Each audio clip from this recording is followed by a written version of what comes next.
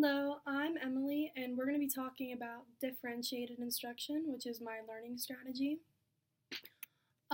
So what is differentiated instruction? It's basically giving students options to learn, different types of options of the way they learn. So teaching the same material to all students in a variety of ways and delivering lessons on different levels based on the ability of each student. So some teachers and some of my own colleagues have a problem with differentiated instruction. Um, their main concern after researching, I found out, was when a student finishes a task faster than other students, what you can do for that student. So an example would be An extension activity. Um, so my lesson is a kindergarten lesson, which we'll be talking about later on. So for kindergarten, a student who finishes a task quickly, um, you could have that student go around and help students that are not finished yet or that are struggling, or just students at their table, or you can pair them up with that ELL student in the classroom. So my ELL student is a student from Spain, and she can speak English, but not very fluently, and is very quiet and is uncomfortable speaking in front of the entire class.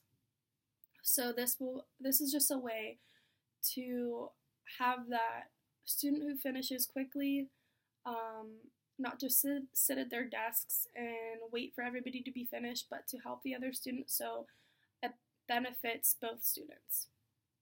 So there are 4 ways we can differentiate instruction. One is through content, another process, product, and learning environment.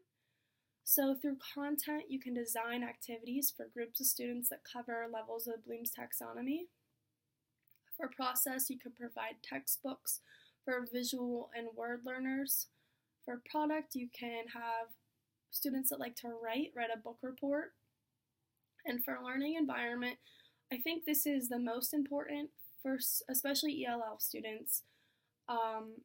One example is you could create quiet spaces in the classroom. This can be a space for students who get overwhelmed to just kind of sit and read a book or take a break. Or you can label objects in the classroom. So you can label the chalkboard. You could do this in Spanish or in English, both, for example, and you could do this with every object in the classroom. This benefits all students, your ELL student, and every student in the classroom. They'll get familiar with vocabulary, spelling, all of that. So how can you do this specifically for ELL students? We already talked about a few examples, but whenever your student comes, whether it's in the beginning of the year or in the middle of the year, a great way to get to know your student is to interview your student. This can just be a teacher-student interview where you can gain background knowledge about their interests, their strengths, their weaknesses. This will also help you build a great connection with your student as well, which will get them more comfortable to talk to you and more comfortable in the classroom. Another way you could do this is actually interviewing the student and the student's family, or just the student's family as well. This will kind of benefit you in the same way, except you're also making that parent-teacher connection. And maybe the parent will provide you with some information about the student that the student did not tell you. And this will benefit you when making goals for that student. So next you can figure out what can you differentiate. Like I said, we already talked about a few, but an example that I used in one of my lessons was with vocabulary words. So you can connect the vocabulary word to a visual picture, or their native language as well, or you can have them actually act out or do role play with that, or gestures with that vocabulary word. Also, you can make goals and objectives for that student. You can have the student make goals with you, or you can have the student make goals with you for that student, or you could also make them on your own. Also, you could create a learning profile, which is very important. You are jotting down notes after the lesson about that student if they accomplished any of those learning goals. And then that learning profile could be also a portfolio of all their work, and it could be shared with the families and the student at the end of the year. Another example is audiobooks are a great way to help ELL students, so they're actually hearing the book, hearing how words should be pronounced, and they can listen on their own at their own pace. Another great example is repetition. So when you're giving your students your vocabulary words, you can hold up the word. Like I said, you can have it in Spanish and in English, and you can have them repeat the word 3 times. So they practice actually saying the word and actually seeing the word, making that visual and that audio connection with the word. And like I said, labeling classroom objects is very important as well. So my lesson is a language arts lesson, but it's more focused on fine arts, physical movement, and even music as well. It's kindergarten, and my student is a student from Spain, like I said, who is having trouble speaking English, and she gets very quiet and uncomfortable when speaking in front of peers and her classmates. So for my lesson, it's 20 minutes, and they have been reading the book Jonathan and His Mommy. They have already read it 3 times. I read it to them, obviously, and the book is about a son and his mom going on a walk, and the book talks about the different types of walks that they do throughout the walk. So their vocabulary words, for example, were giant because they took giant steps, zigzag because they took zigzag steps, backward because they took backward steps. So I have these words on the word wall labeled in Spanish and in English with the definition, and I also have pictures. And this lesson is kind of the last step to really get them to understand the word through physical movement, actually acting out that word, which is very important for ELL students and all students in the classroom to just have them master the word and actually act out the word, like I said.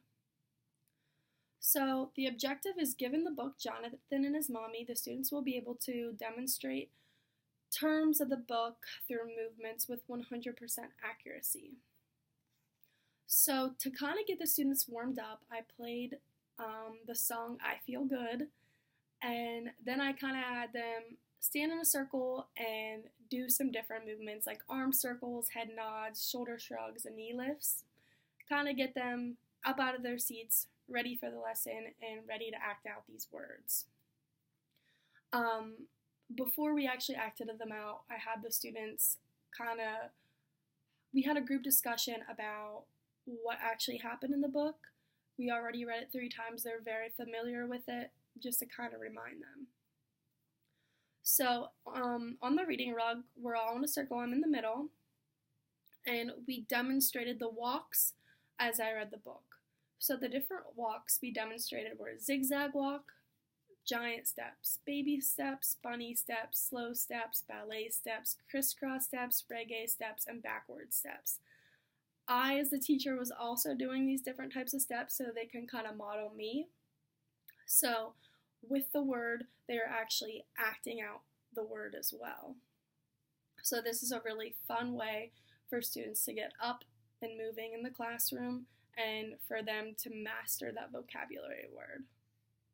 And at the end of the lesson, I had students turn to a partner and share their favorite type of step or walk that we did. I did this because I know there are students, like my ELL student in the classroom, who does not like to speak in front of the class. So that student ended up speaking with the partner, and I kind of walked around the classroom and monitored what their answers were, what they were talking about, what their different types of steps were, if they were pronouncing the word correctly, and if they understood what that word meant. And then the last thing I did was I had them at the end write in their journal which walk was their favorite, which step was their favorite, using one of their vocabulary words. And as a visual aid, we have their word wall that has all the vocabulary words with the correct spelling, obviously, the definition, Spanish, English, and the picture. So, differentiated instruction is a very, very, very vital learning strategy in every single classroom, from kindergarten all the way up into college, because everybody learns differently. So, giving students different options of different ways to learn is very, very important to have a high level of student success. At the end of this lesson, like I said, with that learning profile, you could jot down the notes about the ELL student, how they did in the lesson, if they understand the word, and if they accomplished any of those goals that you have already talked about. And that's it. Thanks.